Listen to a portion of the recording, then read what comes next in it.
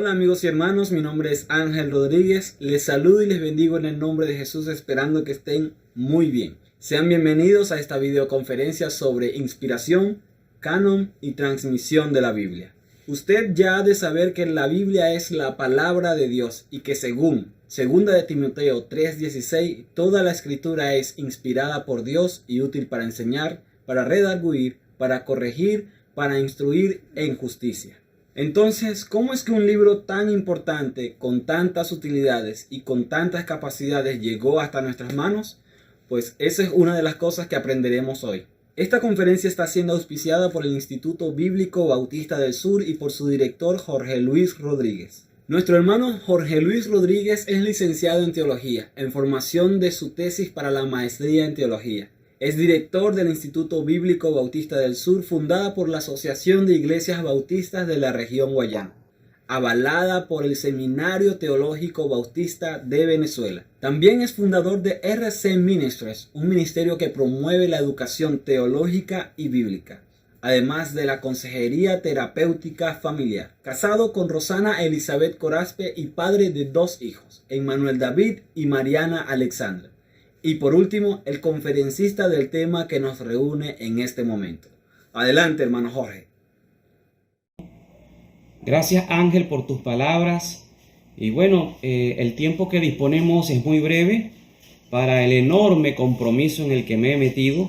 Hablar de inspiración, canon y transmisión de la Biblia en tan poco tiempo nos va a costar rendir. Pero en el nombre del Señor vamos a trabajar y a rendir el tiempo. Lo primero que quisiera compartir con ustedes es acerca de la inspiración. Esta palabra viene del griego teumneustos, que significa literalmente el soplo de Dios.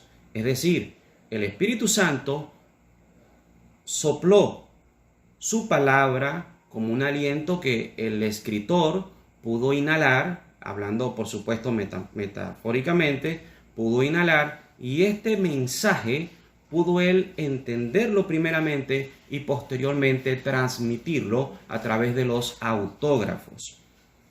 Hay 2 textos que quisiera compartir con ustedes. El primero de ellos se encuentra en 2 Timoteo capítulo 3 y versículo 16.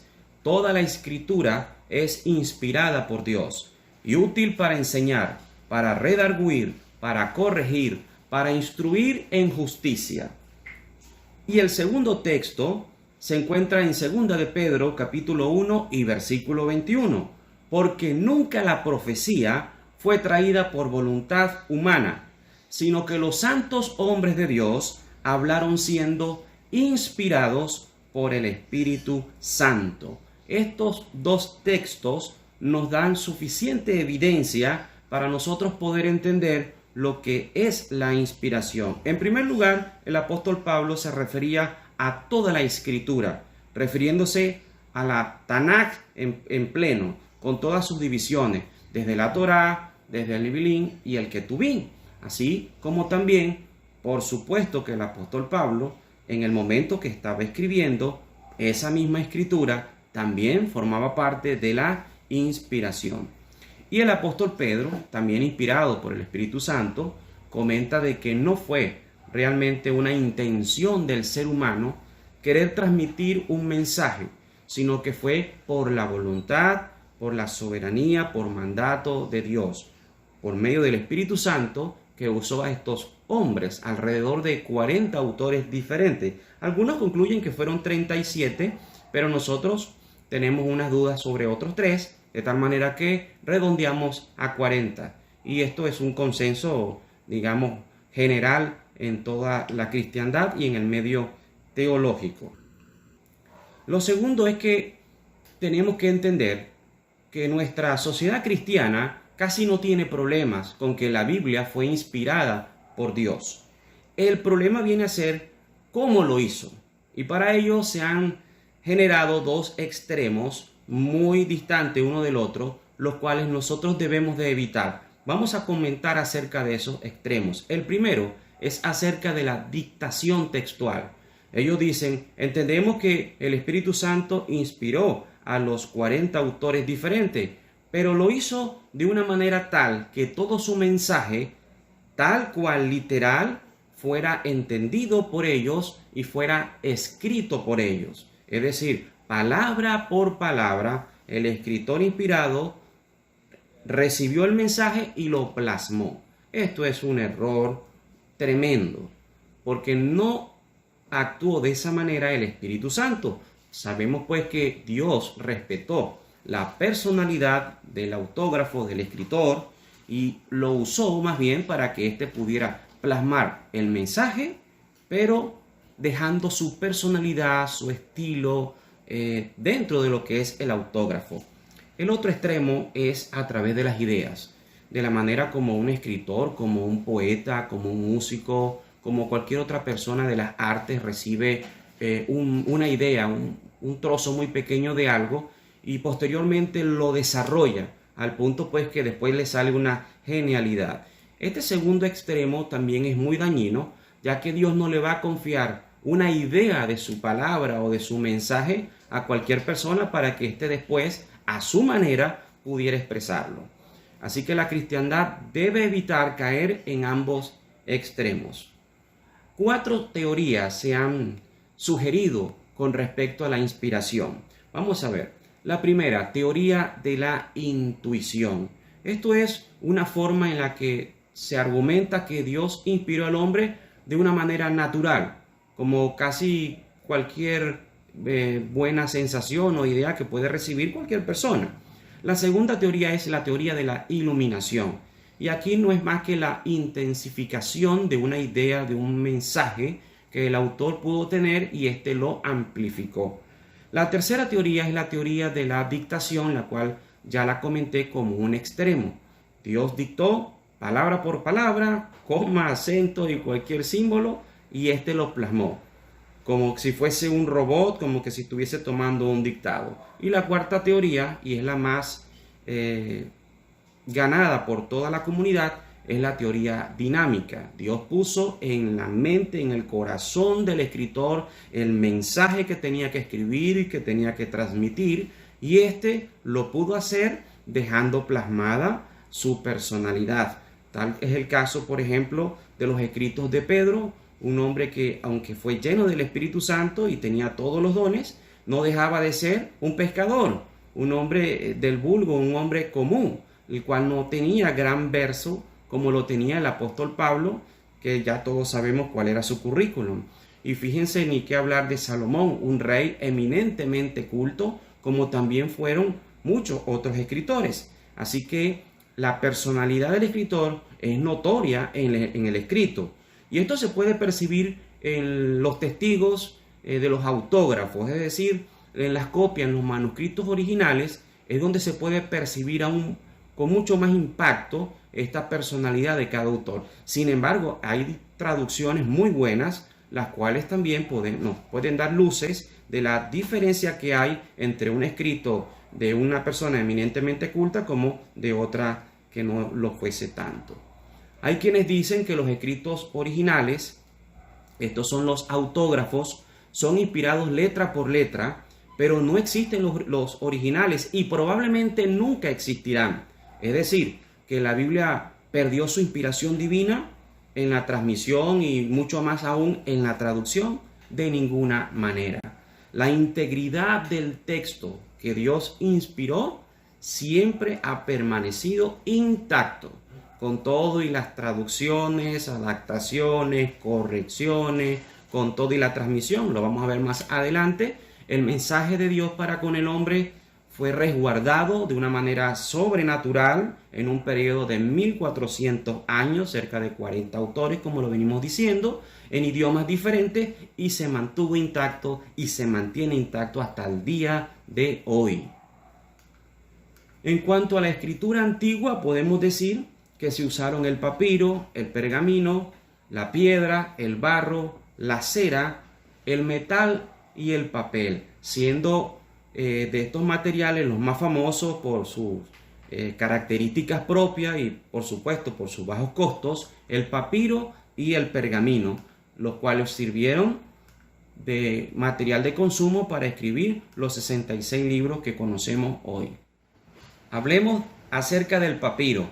Este material fue muy famoso Fue extraído del tallo de la planta de caña en Egipto. Esto no apareció en uso como material para escribir en otros países, sino hasta el año 1100 antes de Jesucristo. Hay evidencias que los egipcios comenzaron a exportar el papiro en aquella época. Los papiros duraban muy poco realmente.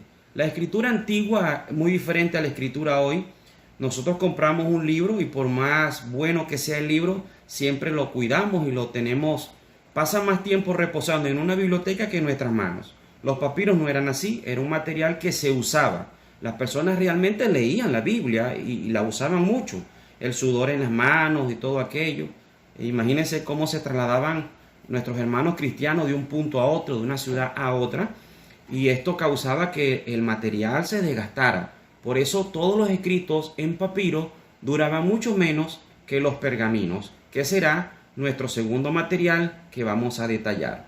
Era una piel preparada de varios animales. Era un proceso muy interesante. Fue usado en los rollos del Mar Muerto, año 200 antes de Jesucristo. En el primer siglo, este material había sido muy común entre los escritores, ya que tenía características más duraderas y más prácticas que el mismo papiro. La forma de los escritos. Bueno, tenemos que decir que todos los escritos se clasificaron de dos maneras, en rollos y en códices. En rollos involucraba esas piezas de animal llamado pergaminos. Esos escritos eran doblados y eran cosidas para formar una continuidad larga de aproximadamente 10 metros. Era un poco complicado tener que leer, ¿no? Ellos tenían que enrollar y desenrollar al mismo tiempo. Imagínense un rollo pesado de 10 a 12 metros de pieles de animales unidas unas con la otra y tener que estar por un lado desenrollando y por el otro lado enrollando y al mismo tiempo leyendo. Y el códice no es más que una formación tal cual como la tenemos hoy, como si fuese un libro normal. Eran hojas de papiro y también pieles de animales que eran preparadas, encuadernadas, y eso, de esa manera pues ellos podían trasladarla mucho más cómodo y duraban muchísimo mejor. Gracias a esto nosotros tenemos los testigos de los autógrafos muy bien conservados, que datan incluso del siglo IV de la era cristiana. Vamos a leer 2 a Timoteo capítulo 4 y versículo 13 para ver la evidencia de estas dos formas de los escritos. Trae cuando vengas el capote que dejé en Troas en casa de Carpo, y los libros, mayormente los pergaminos. Fíjense cómo el apóstol Pablo, ya escribiendo a Timoteo, finalizando prácticamente su ministerio y próximo al martirio, aún así estaba solicitando materiales para seguir escribiendo.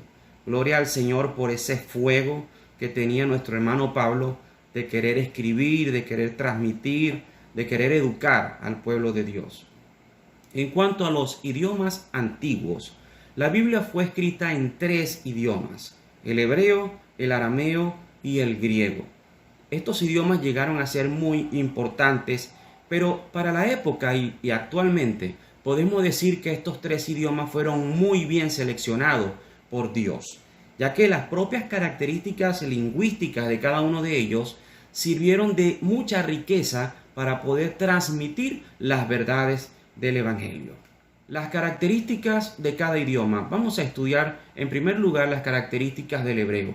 El hebreo era un idioma semítico, un idioma cananeo, el cual era muy corto en vocabulario, pero muy rico en figuras. Dentro de sus características, se escribía de derecha a izquierda, tenían un alfabeto muy distinto. Era un idioma consonantal. Las palabras fueron basadas principalmente en 3 consonantes. Tenían muchas más, pero hacían mayor énfasis en 3. No separaban las palabras. Era corto en vocabulario, como ya lo mencioné, y por supuesto, un idioma que era parte de la cultura, el idioma principal del pueblo de Israel, el cual se derivó incluso de raíces moabitas, las cuales dieron lugar al nacimiento de este idioma. Por supuesto, el pueblo de Israel canalizó este idioma, lo adaptó a sus necesidades y lo hizo muy propio. Hablemos de las características del arameo, un idioma muy parecido al hebreo. Por supuesto que era un idioma semita, posee casi las mismas características del hebreo. Las diferencias se encuentran en gramática, sintaxis y vocabulario. Se constituyó en el idioma universal de los judíos a consecuencia del cautiverio. Recordemos que en el año 586 a.C., Nabucodonosor, en 3 deportaciones, conquistó y se llevó a los judíos a Babilonia, y allá fue donde ellos pudieron aprender este idioma. Años después, este mismo arameo fue modificado por el mismo pueblo, hicieron sus adaptaciones y era la lengua natal en los tiempos de nuestro Señor Jesucristo, de tal manera que ellos eran hebreos, hablaban arameo y escribieron en griego. Una serie tremenda de mezclas de idiomas. De verdad que nuestros hermanos de antaño llegaron a ser mucho más versátiles que nosotros hoy día. Su influencia se nota en el Nuevo Testamento, claro está. Decía en el punto anterior que la influencia del arameo permeó el idioma griego cuando se escribió el Nuevo Testamento. Pero estos detalles se pueden notar en los autógrafos y en los testigos. Obviamente los autógrafos no los tenemos, pero sí tenemos los testigos de los autógrafos, es decir, las copias de los escritos originales. Y allí es donde se nota mucho más. Sin embargo, hay traducciones excelentísimas en las cuales podemos nosotros darnos cuenta de esa influencia del arameo. Hay algunas partes del arameo en el Antiguo Testamento. Siempre cuando hablamos de esto, casi nadie pregunta cuáles son esas partes. Bueno, vamos a nombrarlas. Tenemos porciones en el libro de Daniel, que es donde más contenido de arameo hay. Daniel capítulo 2, versículo 4, corrido hasta el capítulo 7 y versículo 38. También hay 2 porciones de Esdras, capítulo 4, versículos del 8 al 24 y capítulo 16, 18. También lo podemos ver en Esdras capítulo 7, versículos del 12 al 26. Un versículo en Jeremías capítulo 10, versículo 11, está escrito en arameo, y una palabra en Génesis capítulo 31 y versículo 47, donde Jacob usó la palabra en el hebreo y Labán, su suegro, usó la palabra en arameo. Hablemos de las características del idioma griego. Y aquí de verdad hago un poco más de énfasis. El idioma griego, existían varios tipos de griego, pero fue el koiné el cual sirvió como instrumento sagrado para el Espíritu Santo para poder transmitir la palabra de Dios en un idioma universal. De verdad que el griego es fantástico, un idioma muy preciso. Posee casi las mismas características de los idiomas occidentales. Era la lengua franca de la época. Digamos que hoy día pudiera ser comparado como el inglés, pero comparado en el sentido que es el idioma internacional, no así su riqueza. El griego koiné era muchísimo más rico que cualquier otro idioma, incluso de los idiomas que conocemos hoy. Una manera de ellos poder expresar su amor. En griego hay 4 formas de poder expresar amor. En cambio, en castellano y en inglés es un tanto más limitada. Solamente el contexto podría a nosotros darnos una idea clara de qué se refiere esa expresión de amor. El griego no. Hay quienes dicen que es la matemática del idioma porque es muy preciso. Realmente su forma, su composición es extraordinaria. Tanto así que tienen una expresión verbal que no se ve en ningún otro idioma. Al mismo tiempo, hay ocasiones en las cuales hacen declinaciones y bueno, de verdad que si me pongo a hablar de todo lo que me maravilla del hebreo, de verdad que terminaríamos nosotros hablando más de idiomas que del tema que nos convoca y nos reúne el día de hoy. Bueno, ahora vamos a hablar acerca del canon. La palabra canon significa regla o norma. Es una palabra griega. Y bueno, cuando hablamos de canon tenemos que hablar de historia. Podemos verlo de 2 perspectivas. La primera perspectiva es la histórica. Vamos a hablar de la formación de los 66 libros de la Biblia, pero necesariamente tenemos que dividirla en dos. Una fue la formación del Antiguo Testamento y la otra la formación del Nuevo Testamento, cada una con características y ocasiones distintas. Vamos a hablar de la formación del Antiguo Testamento. Bueno, existen para los hebreos tres niveles de autoridad con respecto a las escrituras: la Torá, el Nevilim y el Ketubim, la ley, los profetas y los escritos.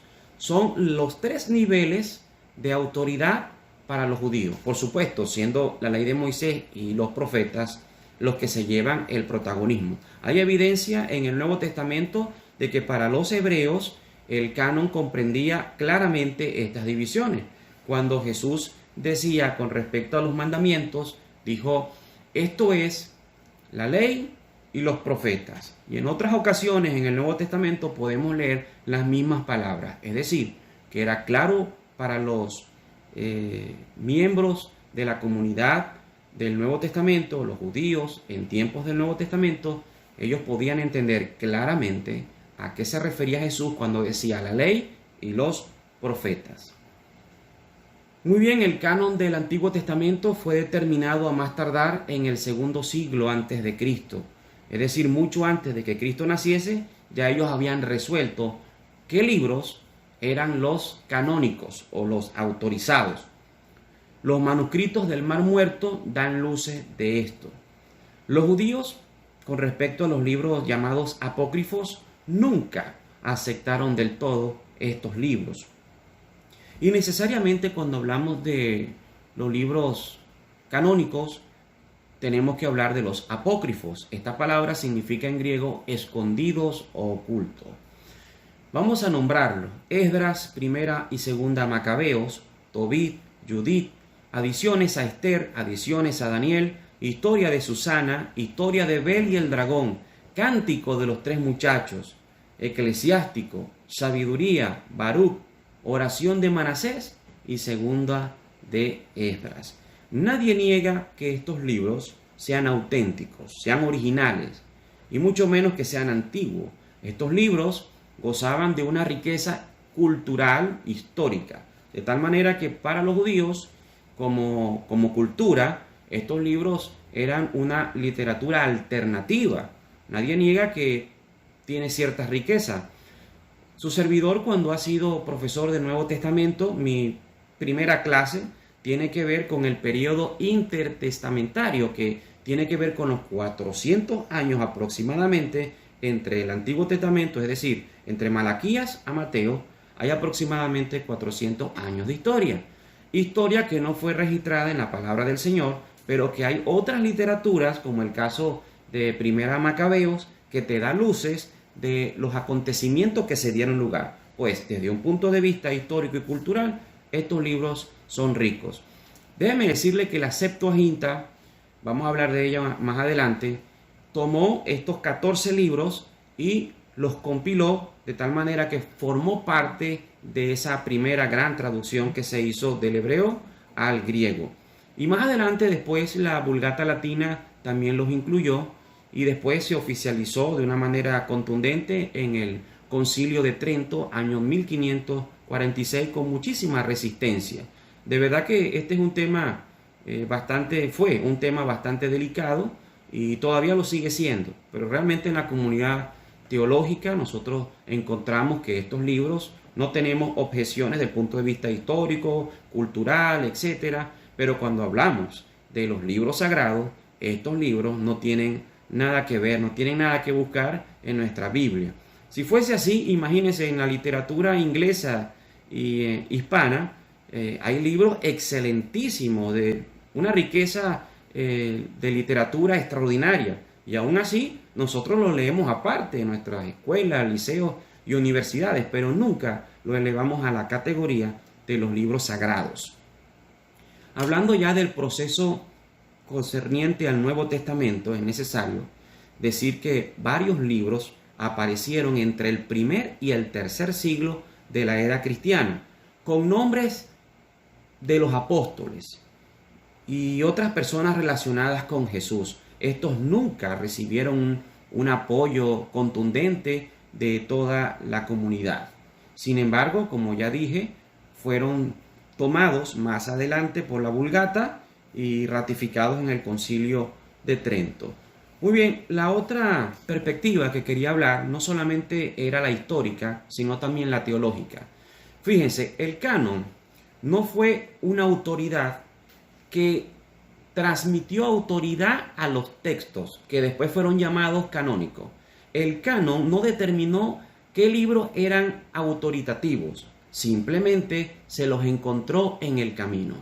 Ustedes se preguntarán, oye, si la historia del canon aproximadamente duró 380 años para que la comunidad cristiana, la iglesia, se pusiese de acuerdo en definir cuáles son los libros inspirados y cuáles no, pues, ¿qué ocurrió? ¿Qué ocurrió antes que se pusieran de acuerdo? Es decir, ellos no sabían qué libros eran inspirados. De ninguna manera. El Espíritu Santo, dice la Biblia, que el Señor prometió que Él iba a hacer de que ellos pudieran entender la verdad y por supuesto los iba a guiar a toda verdad. De tal manera que la comunidad de los primeros siglos, nuestros hermanos en Cristo, tuvieron acceso a esos libros y pudieron, inspirados por el Espíritu Santo, reconocer qué libros eran realmente impactados por la revelación de Dios y el goce tremendo de la influencia del Espíritu Santo. Sin duda alguna, hay diferencias de opinión sobre las fechas en que fueron escritos los diversos libros del Nuevo Testamento, ciertamente.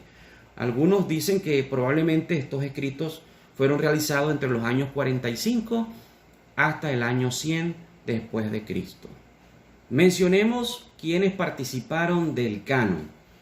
Siempre tengo estudiantes que se imaginan que el canon fue un conjunto de personas que estaban todos sentados en un auditorio discutiendo, deliberando sobre qué libro iba a ser considerado inspirado y qué libro no, y luego llegaron a una decisión en 8 o 9 horas.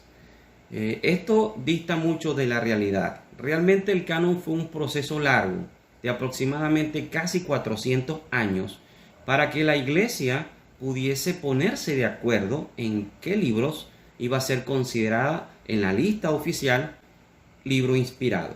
Bueno, todo comenzó con un hombre llamado Marción, año 149 después de Jesucristo. Este caballero rechazó todo el Antiguo Testamento y cualquier libro del Nuevo Testamento que reflejara influencia del Antiguo en él. Este hombre era muy conocido en ese tiempo y tenía muchos seguidores. Y ante el error de Marción, los demás padres de la iglesia y obispos y líderes principales de las distintas comunidades se pusieron de acuerdo y dijeron, vamos a ponerle un parado a esto. Entonces vino Tertuliano, año 150 a 230 después de Jesucristo, que es el primer latino que tiene una lista de los libros de la Biblia. El canon muratorio apareció en el año 180 después de Cristo. Es la lista oficial más antigua de los escritos del Nuevo Testamento. Este canon solo incluye 22 libros, omitiendo nada más y nada menos que a Hebreos, Santiago, Primera y Segunda de Pedro y Tercera de Juan. Luego, en ese mismo año, Irineo, otro líder de la iglesia, habla de los libros aceptables e indica de que el canon no está determinado todavía. Orígenes, año 230 después de Jesucristo, menciona los libros de la Biblia, pero indica que hay diferencias de opinión. Eusebio de Cesarea, año 300 después de Jesucristo, se le llama el padre de la historia eclesiástica. Dice que todavía algunos libros son cuestionados y es el primero en utilizar la palabra canon para referirse a la regla de fe. Atanasio, año 367 después de Jesucristo, es el primero en mencionar los libros tal y como lo conocemos hoy día. Y por supuesto, esto sirvió, ya finalizando el siglo IV, sirvió para que la iglesia finalmente se pusiera de acuerdo en todos los libros que iban a ser inspirados. Pero vamos a hablar acerca de los principios, los criterios que todos estos padres de la iglesia por cerca de 367 años aproximadamente se dio lugar. Muy bien, en primer lugar, hablemos de la concordancia con la Torá. Esto es ya el canon del Antiguo Testamento. ¿Qué criterios ellos manejaron? Bueno, cualquier libro que ellos consiguieran tenía que ser revisado y tenía que concordar exactamente con la Torá. Tenía que tener un carácter originalmente hebreo. Algunos libros apócrifos fueron escritos en griego. Por eso, una de las razones por las cuales los judíos del primer siglo lo rechazaban era precisamente porque no tenía un carácter originalmente, lingüísticamente hablando, hebreo. Había cesado la profecía después del libro de Daniel. Ellos consideraban de que la profecía cesó con Daniel, después hubo el tiempo de los 400 años de silencio profético y por lo cual no existía ningún otro libro que tuviese registros proféticos de parte de Dios. Ahora, hablemos de los criterios del Nuevo Testamento. ¿Cómo se pusieron de acuerdo? Cada libro fue analizado siguiendo estos pasos. En primer lugar, el carácter de apostolicidad del libro. ¿Fue escrito por un apóstol? Y si no fue escrito por un apóstol, su escritor fue usado, fue delegado por uno de los apóstoles originales, como fue el caso de Lucas. Lucas no fue un apóstol directo de nuestro Señor Jesucristo, pero fue apadrinado nada más y nada menos que por el apóstol Pablo, y Lucas dio testimonio de acompañar al apóstol Pablo y estuvo con ellos. También tenemos el caso de Marcos, sin ser un apóstol directo, él escribió bajo el tutelaje y la influencia del apóstol Pedro.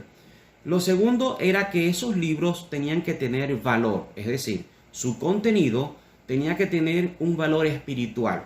No era solamente un cuento de cómo ocurrieron las cosas, acontecimientos meramente desde el punto de vista histórico, sino que realmente cuando yo lea ese libro voy a sentir que tiene poder, que tiene facultades para inspirarme y para llenarme de una manera espiritual. Lo tercero era acerca de su inspiración. Obviamente queremos saber si ese libro realmente el Espíritu Santo es manifiesto en cada una de sus palabras. Es decir, ese libro fue usado realmente por el Señor o es usado por el Señor para cambiar vidas. Y lo cuarto era el sentido católico. Mucho cuidado con la palabra. Realmente el católico como palabra no tiene nada de malo. Ignacio fue el primero que lo usó y fue un padre de la iglesia cristiana. Significa simplemente universal.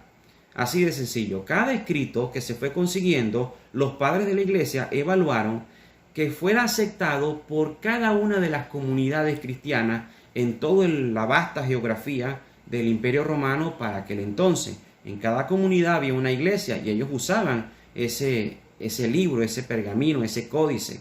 Entonces ellos se hacían la pregunta, ¿esa escritura, ese libro no tuvo ningún problema y fue aceptado por el resto de las comunidades?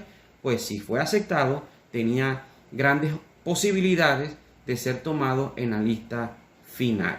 De esta manera, hemos hablado acerca de la inspiración y también hemos hablado un poco acerca del canon, de su historia, en sus dos secciones, la formación del Antiguo Testamento, muy diferente a la formación del Nuevo Testamento, y un aspecto muy importante, que la autoridad no fue que el canon le dio la autoridad a los libros, ellos reconocieron los libros que eran totalmente autoridad y que el Espíritu Santo usó para que las vidas de los que leían esos libros y que los que creían esa palabra fuera transformada.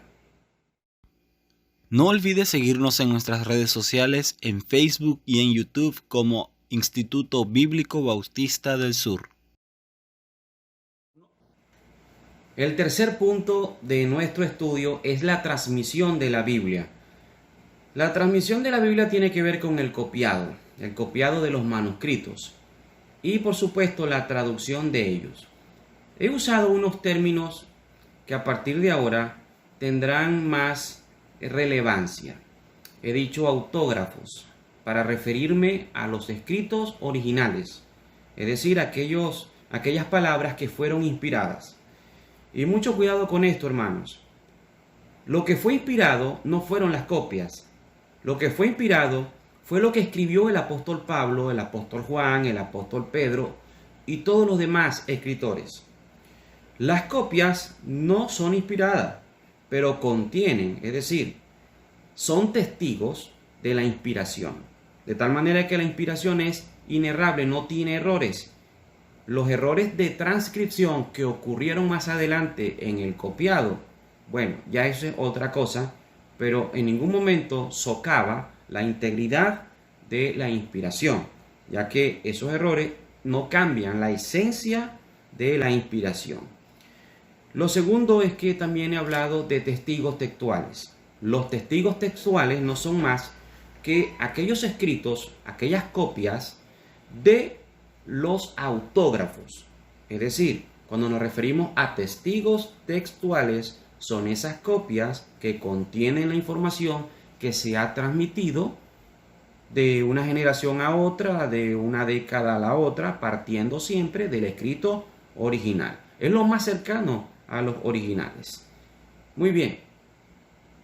Los judíos crearon un grupo de escribas cuyo propósito era mantener las copias en buenas condiciones y para copiarlos cuando fuera necesario.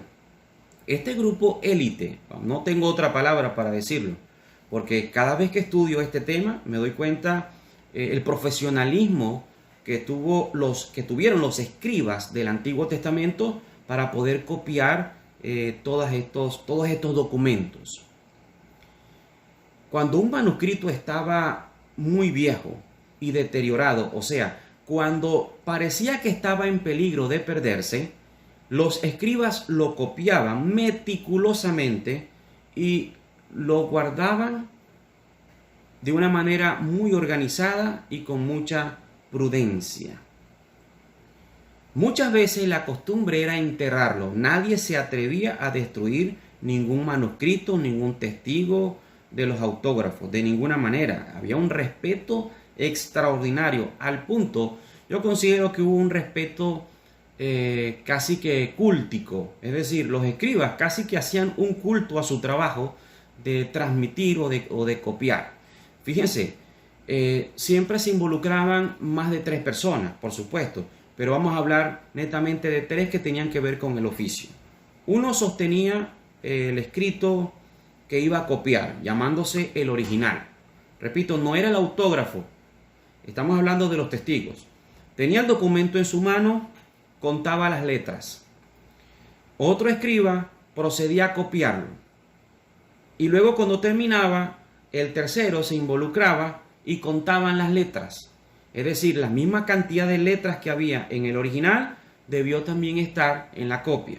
Y luego cada escriba leía simultáneamente el original y la copia, y las letras tenían que concordar. La lectura tenía que ser al unísono, y tenía que ser armoniosa, y eso lo iba a determinar el público que estaba presente, que eran otros escribas. Fíjense la meticulosidad y el cuidado tan extraordinario que tuvieron por cada documento. Y gracias a este trabajo, gracias a esta pasión, a esta ética, nosotros fuimos beneficiados porque pudimos encontrar en Qumran, año 1947, los documentos del Mar Muerto y toda la serie de testigos textuales que hemos tenido y todos estos códices, papiros y manuscritos que se han dado lugar. Y el estado en que lo hemos conseguido, mucho tiene que ver con el manejo y cuidado que tuvieron los escribas. Hablemos del texto masorético. Durante los primeros siglos después de Cristo, reconocieron que se estaba perdiendo los manuscritos del Antiguo Testamento. Y más aún, había problemas al leer el idioma, ya que no incluían las vocales y la gente no estaba recordando la pronunciación de su propio idioma. Por lo que este grupo elitesco también, estos grandes hombres muy profesionales llamados masoretas, realmente eran unos eruditos. Gracias a ellos pudieron incorporar vocales al idioma, pudieron incluso separar las palabras. Ellos tuvieron a la mano todos los manuscritos de la época del hebreo, hicieron una recensión y entonces hicieron una compilación de todos esos escritos en hebreo. No fue una traducción, porque lo que hicieron fue una recensión, siempre se mantuvo de hebreo a hebreo. Los escritos antiguos fueron reunidos en un solo texto y a este se le conoció como los textos masoréticos. Esta comunidad vivió entre los años 500 y 900 después de Cristo. Comenzaron a recopilar y conservar los textos del Antiguo Testamento después del segundo siglo de la era cristiana. Antes de los masoretas no existía otro documento hebreo tan importante como el de ellos, porque ellos, cuando terminaron su trabajo, año 900 aproximadamente después de Cristo, ellos destruyeron o enterraron todos los documentos que fueron de insumos para el copiado o para su recensión. Esos documentos, hasta donde yo he estudiado, no los han conseguido. Se perdieron. Nos conformamos con el texto masorético. Sin embargo, en el año 1947 se descubrieron en unas cuevas en Qumran los documentos que después le llamaron los documentos del Mar Muerto, alrededor de 40.000 documentos, entre los cuales habían documentos completos, es decir, códice y fragmentos de escritura hebrea y por supuesto del Nuevo Testamento. Fue un descubrimiento, un hallazgo maravilloso, porque sirvió para comprobar la exactitud de la transmisión de la palabra del Señor. Es decir, que el texto masoreta fue auditado por los textos encontrados en Qumran. Cuando los eruditos logran comparar un texto con el otro, encontraron pequeñas diferencias en estilo del idioma. Prácticamente, en esencia, casi no hubo ninguna diferencia, ningún cambio. Esto realmente es un milagro, porque los masoretas no tuvieron nada que ver con esos documentos que se encontraron. Recuerden que ellos escribieron año 900 después de Cristo, y los documentos encontrados en Qumran fueron datados incluso 200 años antes del nacimiento de Jesucristo. Las copias de los manuscritos del Nuevo Testamento. Tenemos que hablar de la expansión del cristianismo en toda la geografía del Imperio Romano. Mientras la Gran Comisión iba cumpliéndose, la palabra del Señor se iba predicando, la gente se iba convirtiendo y se iban congregando en comunidades. Muchas de estas comunidades, como Alejandría, una potencia intelectual de la época, Antioquía, sede principal de la iglesia misionera cuando se mudó de Jerusalén hacia Antioquía, de donde se designó al apóstol Pablo y los demás apóstoles en los viajes misioneros. También tenemos Constantinopla, Cartago y Roma, por nombrar las ciudades más importantes donde se establecieron las comunidades cristianas. Pues cada una de ellas comenzó a necesitar los escritos, las copias, para ellos poder leerla y estudiarla. Prácticamente hubo un crecimiento exponencial, por decirlo así, de copias.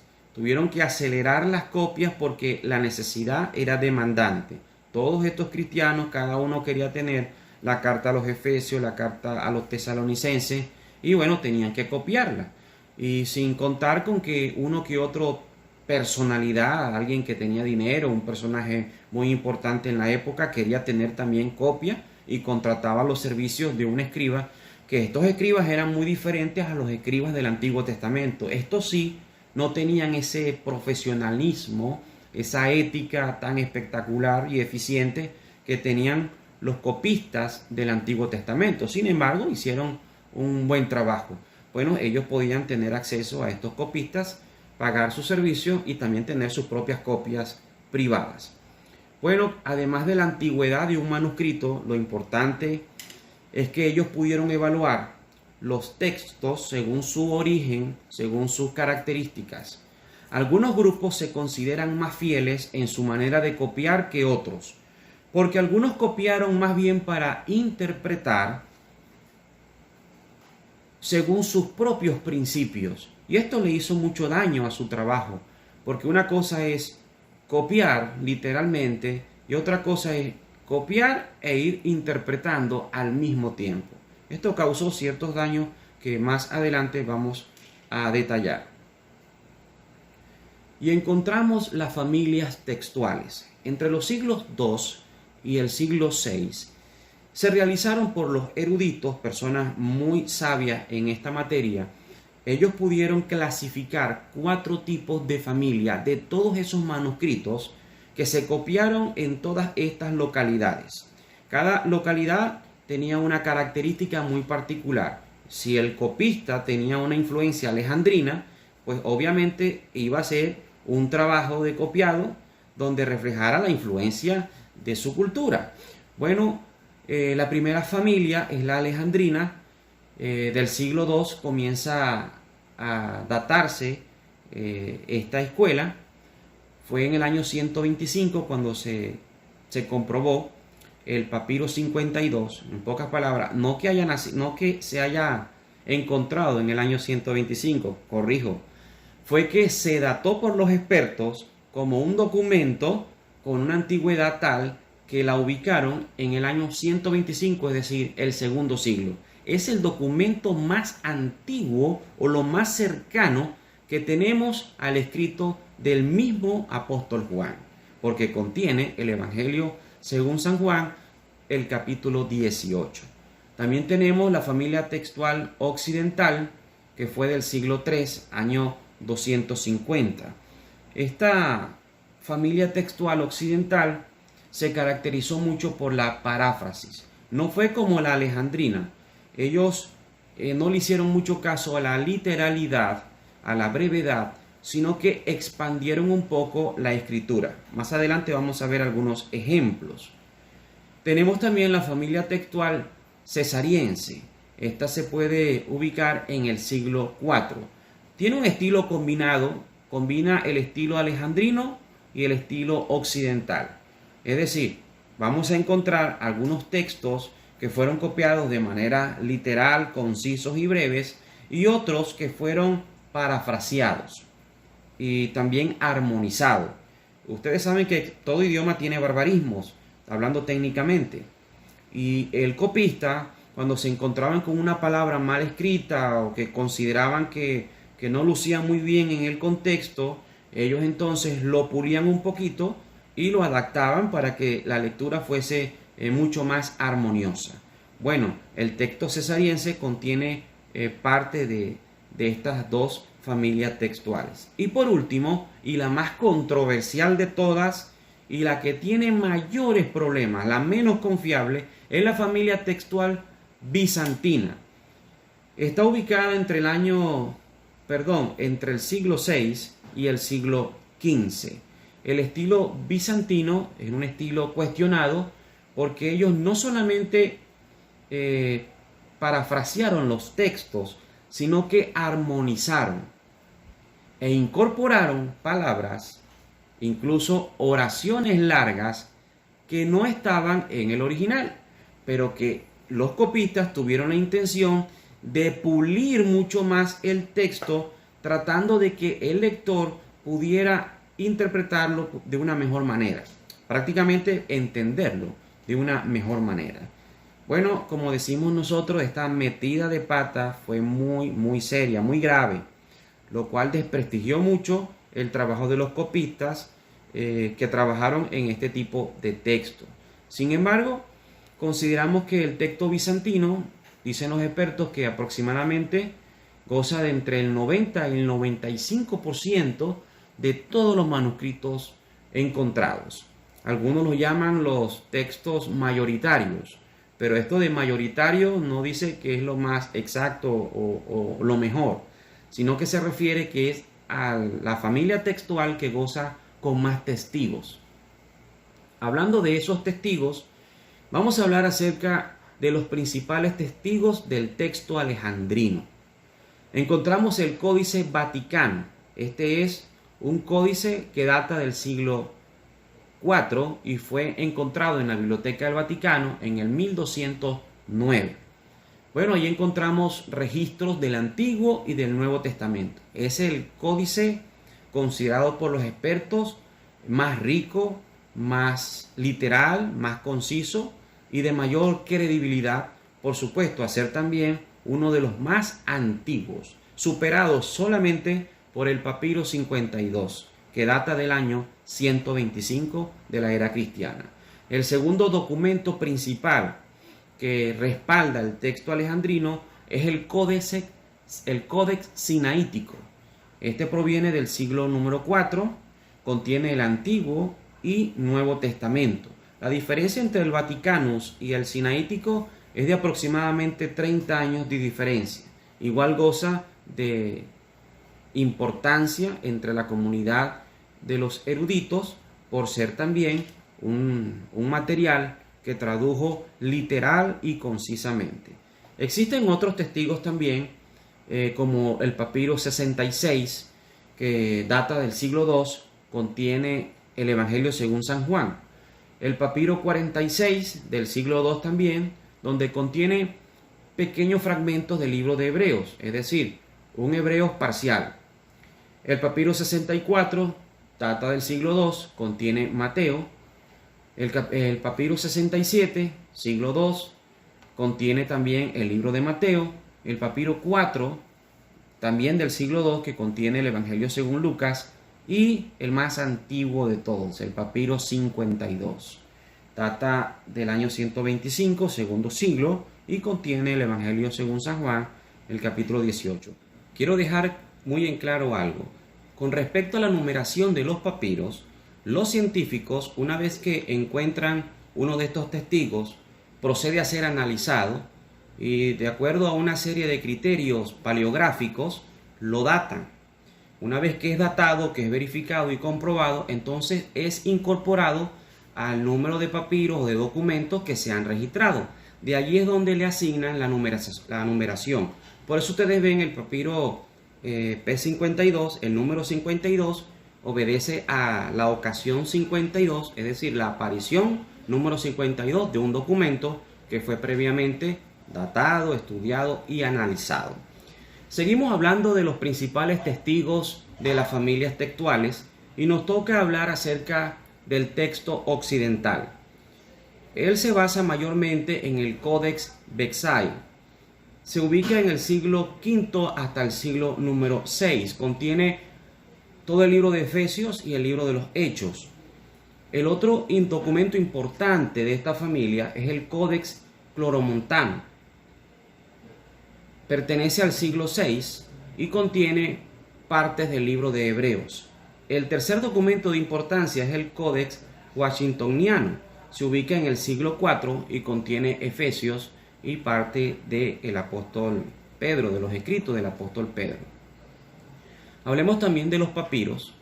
Tiene el papiro 38, el papiro 48 y ambos contienen el libro de los Hechos. Los defensores de esta familia textual fueron nada más y nada menos que padres de la iglesia como Cipriano de Cartago, Tertuliano de Cartago, Ireneo de Lyon, Tatiano de Roma. Todo esto en el tercer siglo de nuestra era cristiana. Cada escrito de estos padres de la iglesia referían a la escritura, pero a un tipo de texto occidental. Este tipo de texto occidental fue muy famoso en todo el área del Imperio Romano, desde el norte de África hasta Italia y desde Francia hasta Siria. Cubre una gran geografía.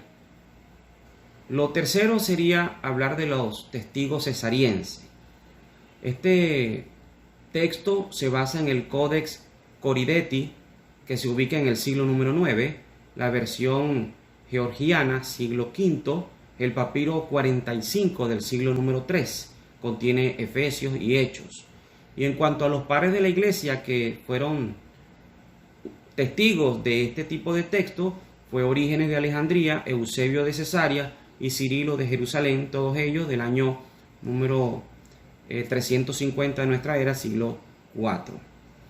Los principales testigos del texto bizantino, y anuncié que era el más controversial de todos, ellos se basan en el Codex Alejandrinus, que es el documento de todos los manuscritos que soportan esta familia. Este es el más importante de ellos. Es muy antiguo, data del siglo V y contiene casi todo el Antiguo Testamento y gran parte del Nuevo Testamento. Este es un tipo de texto que aunque se clasifica bizantino, también tiene secciones que corresponden al texto alejandrino. Hay algunos pasajes donde vamos a notar un copiado literal, breve y conciso, y en su gran mayoría vamos a ver que hay muchas armonizaciones, pulituras, añadiduras de palabras o frases completas. También tenemos muchísimos manuscritos minúsculos que datan desde el siglo número 5 hasta el siglo XV. Había dicho que cerca del 95% de la población total de los diversos manuscritos se concentran en el texto bizantino. Ellos le llaman por eso el texto mayoritario o la familia textual mayoritaria, por tener más cantidad de testigos. Sin embargo, una cosa es el número, la gran cantidad, y otra cosa es la calidad. Bueno, ya dejamos a un lado cuáles son los principales documentos. Existen muchísimos más. Se cree que hay alrededor de 5.800 manuscritos. Vamos nosotros a ser prudentes con el número. Lo que sí estamos seguros que son más de 5.000. Si hay 5.000 manuscritos, yo solamente nombré algunos que son los más famosos, los más importantes, que soportan cada una de estas familias textuales. ¿Cuándo se estabilizó todas estas copias? Bueno, ya cuando se inventa la imprenta de parte de Gutenberg, Johannes Gutenberg, esto hizo de que el copiado se estabilizara. Ya la gente no tenía la necesidad de estar copiando y copiando, porque ya con este invento era mucho más fácil, mucho más práctico poder imprimir un texto de la palabra del Señor, y bueno, ya la transmisión era mucho más expedita.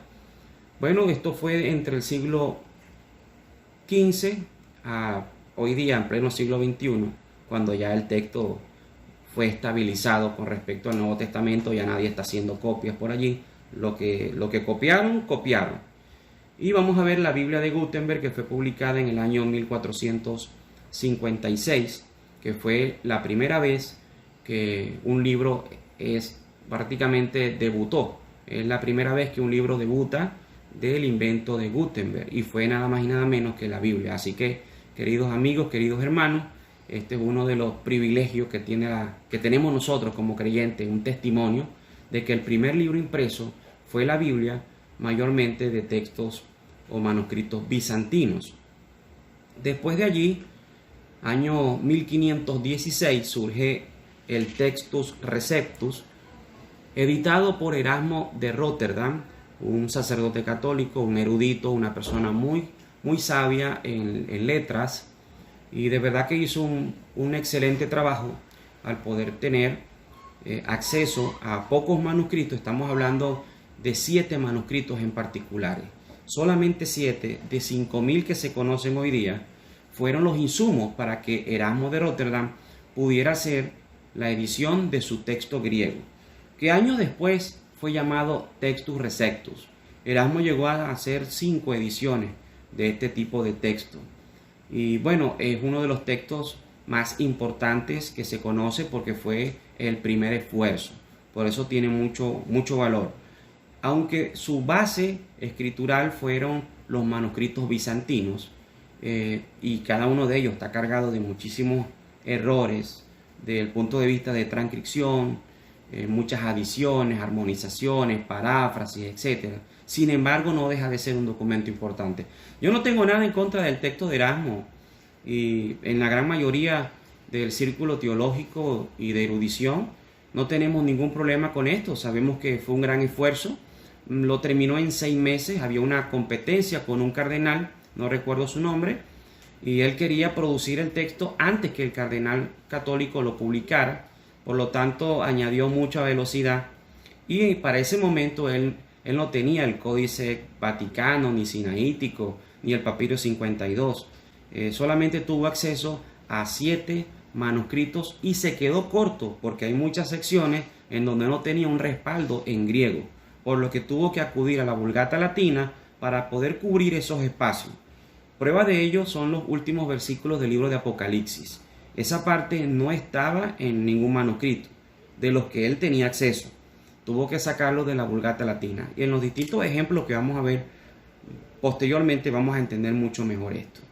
Bueno, el texto de Erasmo fue el padre de la Reina Valera La primera, Reina Valera de Casiodoro de Reina, conocida como la Biblia del Oso.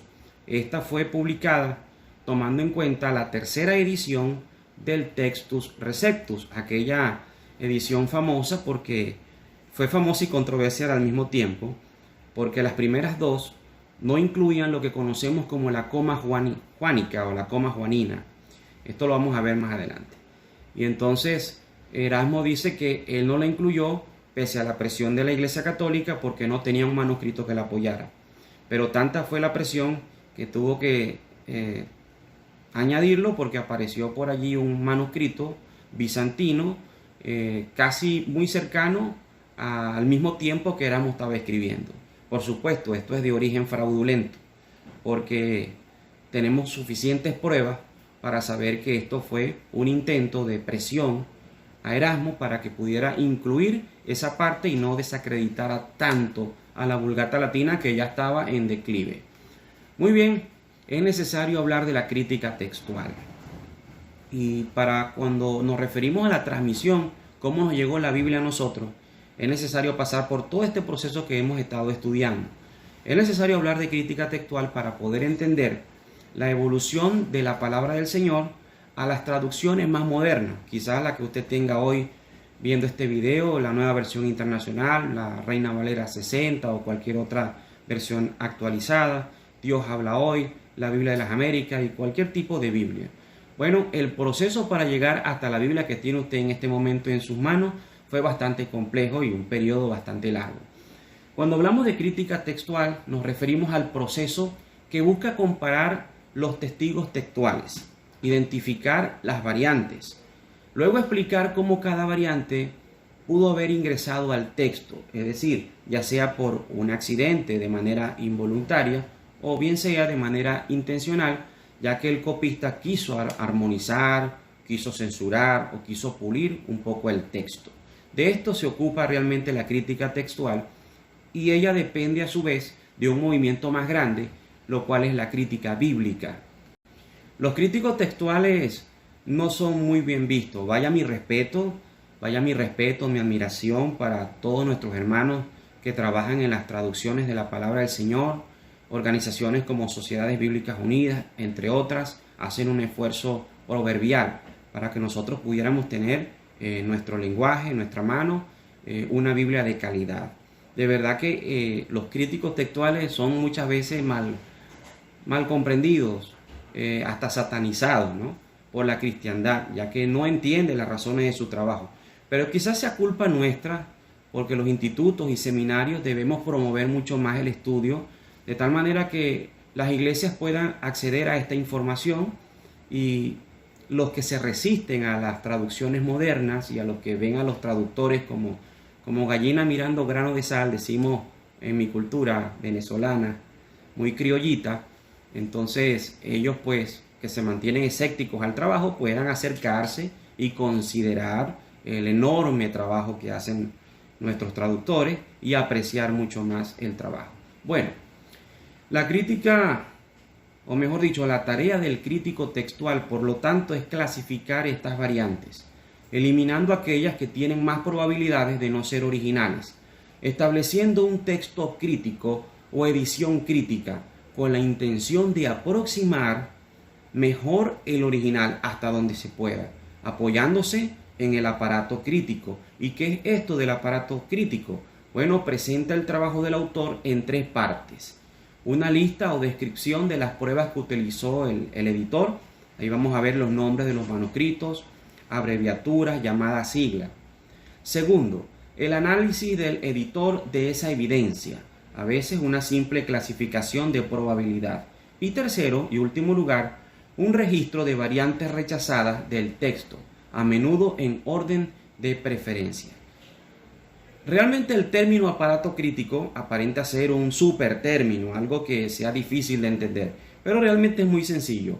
Son aquellas notas al pie de página que aparecen en el texto crítico y que te permiten a ti de comparar y tener alternativas de lectura. Es decir, ese texto te dice una palabra y ellos te dicen, en otras versiones, en otros manuscritos, esta palabra no aparece. ese tipo de información es muy útil para quienes nos ocupamos de la exégesis, del análisis crítico de las palabras del Señor y de la hermenéutica. Muy bien, les traigo una lámina donde dice claramente aparato crítico, y ahí está un recuadro en rojo donde ustedes pueden ver en qué consiste ese aparato crítico. Lo tienen versiones del texto griego conocidas pues como texto crítico. Y vamos a ver la historia del denominado texto crítico.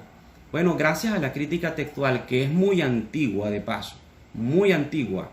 Sin embargo, como ciencia, no es tan antigua como ciencia, ella generó que nosotros podamos abordar los manuscritos y todas las familias textuales de una manera más profesional, y con unos recursos nos ha permitido a nosotros poder tener mejor calidad de un texto griego, en este caso un texto crítico.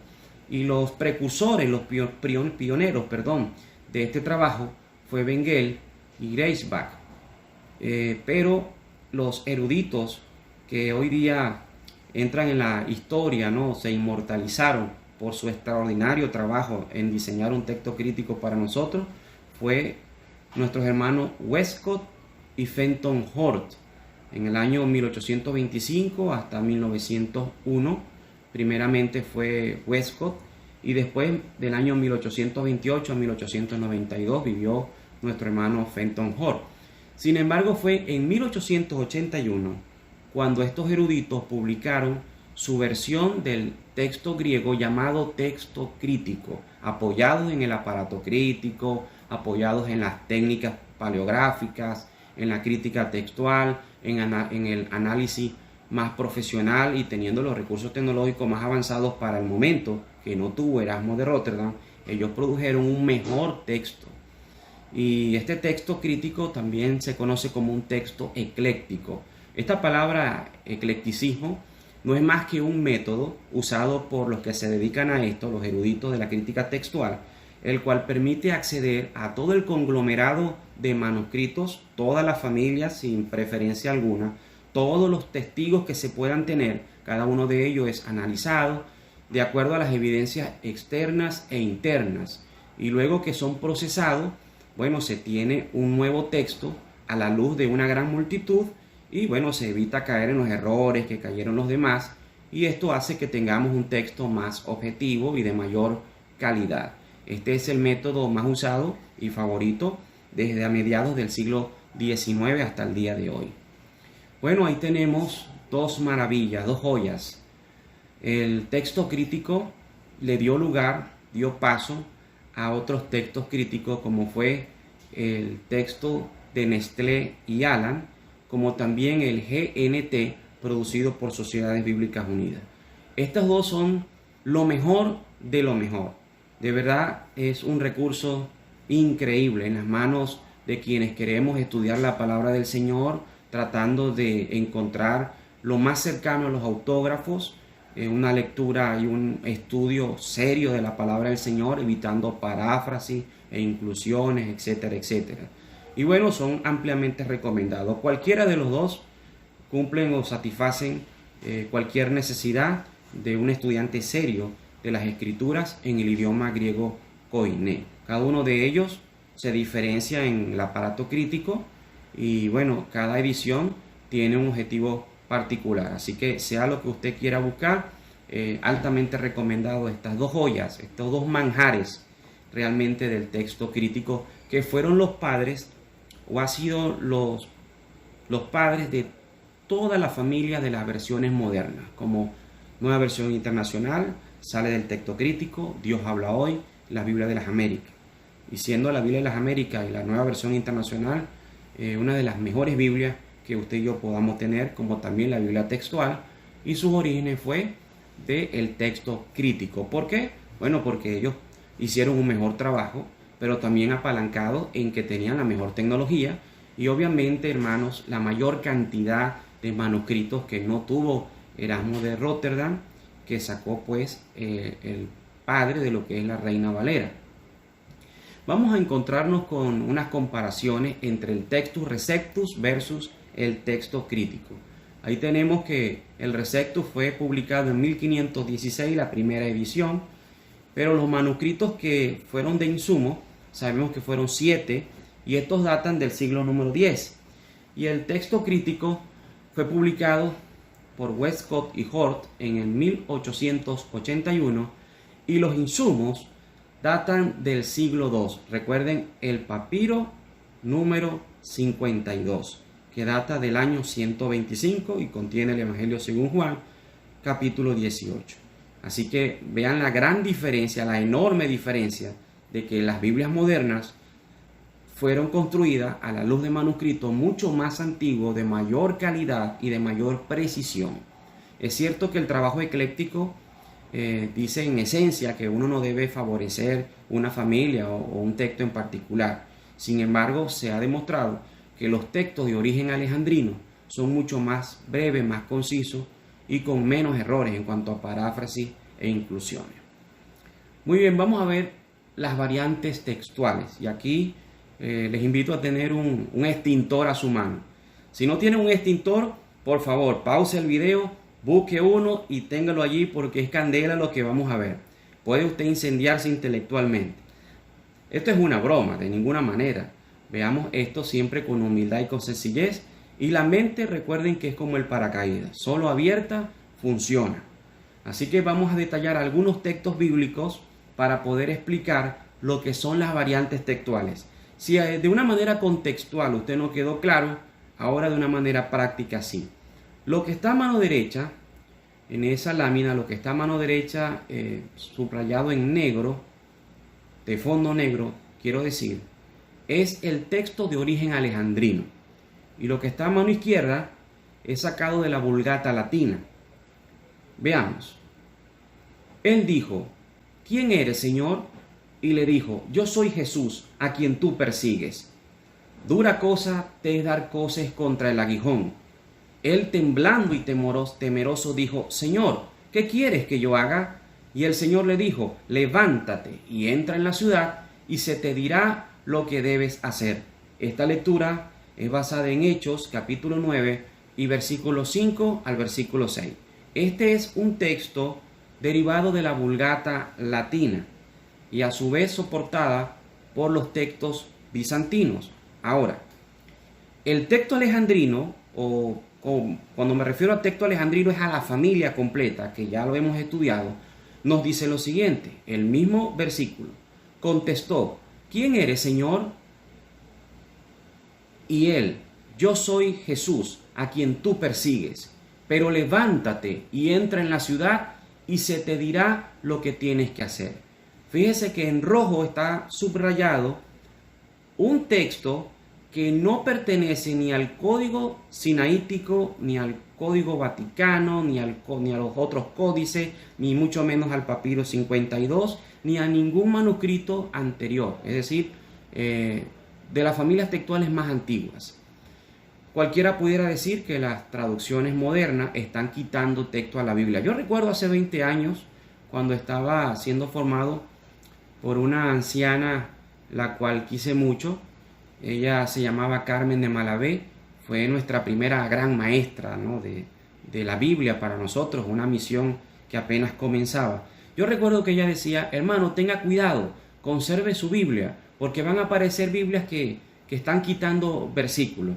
Bueno, en realidad nuestra hermana no tenía esta información y yo creo que ha sido la ignorancia lo que ha hecho que el conflicto entre el Textus Receptus y el texto crítico sea cada vez más discutido, ¿no?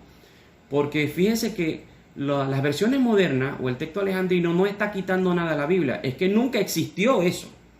No podemos decir que yo le estoy quitando información a la Biblia porque es que el texto más antiguo nunca lo tuvo. Yo lo que estoy corrigiendo, bueno, hablo en primera persona, lo que quiero decir es que los traductores lo que hacen es volver lo más cercano al autógrafo por medio del proceso de la crítica textual. Entonces, en este sentido, estas palabras que están subrayadas en rojo nunca las dijo el apóstol Pablo. Ok, el siguiente ejemplo. Juan 7:39, pendiente con el extintor. Juan 7:39, texto bizantino. Leo lo siguiente. Esto dijo el Espíritu que habían de recibir los que creyesen en él, pues aún no había venido el Espíritu Santo, pues Jesús no había sido aún glorificado. Veamos lo que nos dicen los de la familia alejandrina. Esto dijo acerca del Espíritu que iban a recibir los que creyeran en él, porque todavía no había Espíritu, pues Jesús no había sido aún glorificado. Recuerden que el texto bizantino se caracteriza por añadir información, pero esta información en nada compromete la integridad de la inspiración. El Espíritu Santo siempre estuvo custodiando esto. Los errores humanos están allí. Y estos son variantes de un tipo intencional. Es decir, intencionalmente los copistas vieron de que para ello fue necesario incluir venido el Espíritu Santo como para aclarar un poco más lo que el texto estaba diciendo. Es decir, siempre el texto fue alejandrino, pero los copistas de la tendencia bizantina quisieron armonizar, pulir un poquito para que usted como lector pudiera entender el texto de una mejor manera. Bueno, esto no es tan grave del punto de vista de que no compromete la integridad del texto, de la inspiración. Sin embargo, nosotros no podemos considerar de que a la palabra del Señor se necesite estar armonizándola para que las personas puedan entenderla. De hecho, el texto alejandrino o el texto crítico se caracteriza por ser una lectura un poco más complicada, un poco más difícil, pero entendible. Además, nosotros tenemos el Espíritu Santo que nos ayuda a entender. Muy bien, revisemos otros textos. Vamos a ir un poquito más rápido. Primera de Juan 2:27. En cuanto a ustedes, tienen el Espíritu como un don que recibieron de Cristo. Este don vive en ustedes y por eso no necesitan que nadie les enseñe. Ese don les enseña todo porque es verdad y no mentira. Ustedes permanezcan en Cristo, así como ese don les enseñó. Este texto está basado en la paráfrasis de la familia textual occidental. El texto original o el más cercano al original dice: aunque en cuanto a vosotros, la unción que de él habéis recibido permanece en vosotros, y no tenéis necesidad de que nadie os engañe, sino que así como su unción os enseña todas las cosas, y es verdad y no es mentira, así como ella os enseñó, permaneced en él. Fíjense que hay diferencias en cuanto al estilo, en cuanto a la paráfrasis. Sin embargo, ambos textos, si usted lo analiza muy bien, se va a dar cuenta que no compromete la integridad de la idea principal o la idea central que se está transmitiendo. Sin embargo, nosotros no podemos aplaudir los intentos de añadir, de parafrasear o de pulir mucho un texto. Esto va a traer serias consecuencias en el futuro si nosotros no prestamos mayor atención a este asunto. Primera de Juan 5, 7 al 8, y esta es mi favorita. Porque tres son los que dan testimonio en el cielo: el Padre, el Verbo y el Espíritu Santo. Y estos tres son uno. Y tres son los que dan testimonio en la tierra: el Espíritu, el agua y la sangre. Y estos tres concuerdan. Estoy leyendo el texto de origen bizantino. Este texto fue el que incluyó Erasmo de Rotterdam en su texto griego, solamente soportado por el minúsculo 61, por el minúsculo 88 y por el minúsculo 635, y las actas del concilio de Latera en el año 1215 después de Cristo. No hay ninguna evidencia de manuscritos más antiguos que ratifique este texto. El texto original, el autógrafo original, en ningún momento quiso decir que en el cielo ni en la tierra existen estos testigos. Esto fue una inclusión. Sin embargo, si nosotros hacemos un juego, si nosotros observamos bien y quitamos lo subrayado en rojo y lo volvemos a colocar, vamos a ver de que la esencia misma de lo que se está transmitiendo en este texto no es corrompida. Otro texto dice Romanos 11:6, texto bizantino: y si por gracia ya no es por obras, de otra manera la gracia ya no es gracia. Y si por obras, ya no es gracia. De otra manera, la obra ya no es obra. Romanos 11:6, texto bizantino. Y el texto alejandrino nos dice, y si es por gracia, ya no es por obras. De otra manera, la gracia ya no es gracia. Bueno, hay muchísimos textos. Tengo la tentación de leerlos todos. El tiempo no me alcanza. Les tengo una tabla de las interpolaciones en el Receptus. Saben que las variantes textuales también son conocidas como interpolaciones. Ahí tenemos por lo menos 23 interpolaciones que el Receptus incluyó en su versión, que por supuesto no se encuentran en ninguna Biblia de origen del texto alejandrino, del texto crítico. Muy bien, ahora es tiempo de apagar el fuego que yo mismo inicié. Es hora de usar los extintores.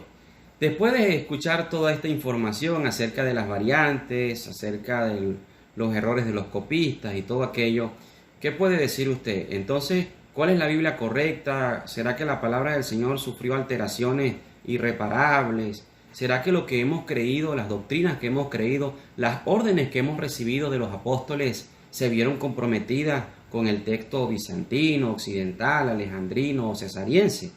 Bueno, déjenme decirle que el Espíritu Santo siempre tuvo control de todas las cosas.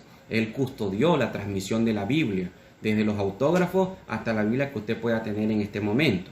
Todas son valiosas y como cualquier traductor puede decir, por supuesto con muchas más facultades que yo, puede decir que toda traducción necesita algo de paráfrasis.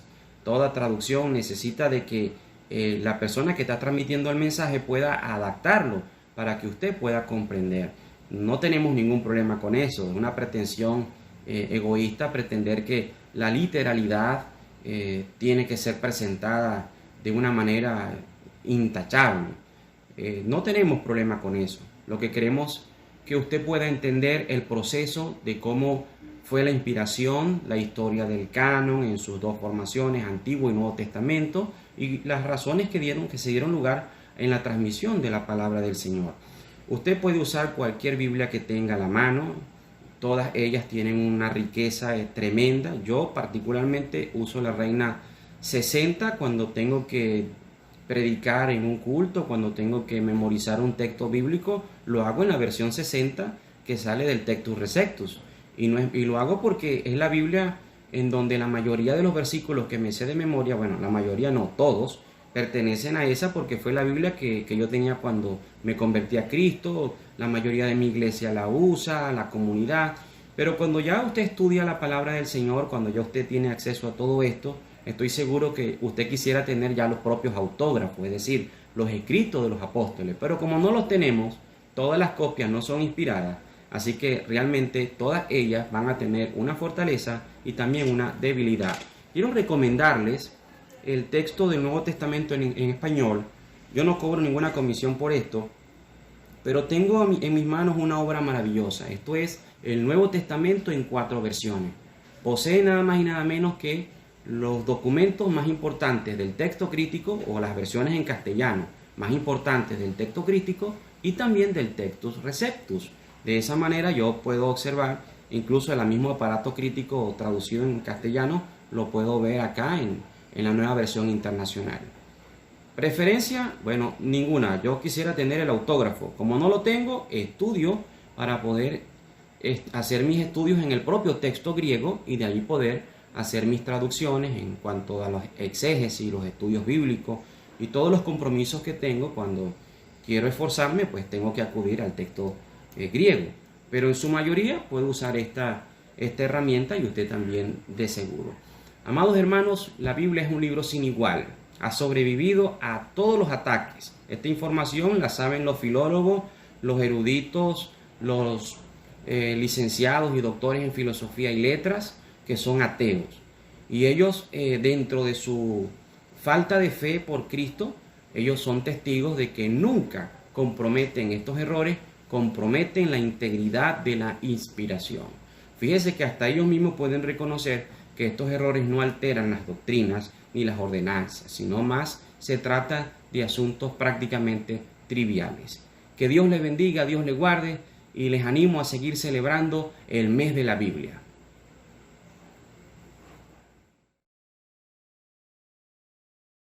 Seguramente surgirán algunas dudas. ¿Debo seguir con mi Biblia basada en el Textus Receptum o debo cambiar mi Biblia por una basada en el texto crítico? La verdad es que muchas vidas han sido cambiadas con Biblias basadas en el Textus Receptum, y grandes hombres y ministros de Dios han surgido a través del estudio de esta, y a pesar de los errores que contienen, no comprometen la integridad de la palabra de Dios. Por otro lado, el texto crítico nos ayudó a ver los errores que se cometieron a través de la historia y darnos una versión más segura y más fiel de lo que realmente se escribió.